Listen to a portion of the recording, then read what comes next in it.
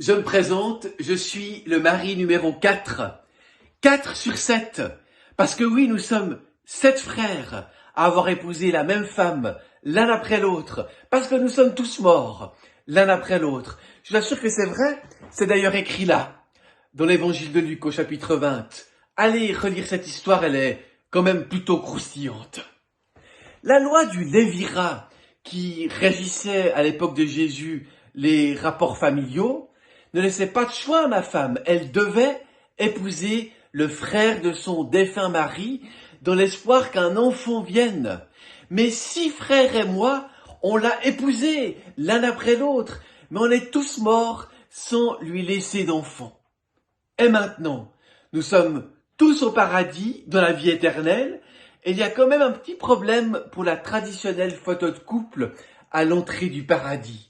Nous sommes 7 en habit de cérémonie à nous bousculer à côté d'elle pour être sur la photo. Lequel des 7 est l'époux légitime? Le premier? Le dernier? Ou alors celui du milieu comme moi? Vous trouverez peut-être un petit peu idiot que je raconte cette histoire, mais c'est les Sadducéens qui la racontent à Jésus pour essayer de le piéger.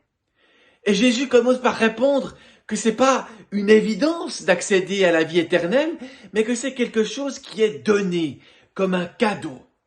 Ensuite, il va jusqu'à renverser la théorie de son temps et de ses ancêtres en affirmant qu'une descendance n'est pas une chose nécessaire pour accéder à la vie éternelle. Il démontre que Dieu est avant tout le Dieu de la vie. Dieu n'est pas le Dieu des morts, mais le Dieu des vivants. Dieu s'intéresse d'abord aux vivants. Autrement dit, Sadducéens, vous vous occupez beaucoup trop des choses de l'au-delà. Regardez plutôt les vivants que vous êtes et les vivants qui sont autour de vous. Jésus, il prend de la hauteur. Face à tous ces blablas, ces polémiques sans fin autour d'une résurrection qui serait matérielle ou plutôt spirituelle, ou alors qui n'existerait tout simplement pas, il dit que Dieu est un Dieu qui fait vivre, un Dieu qui donne la vie.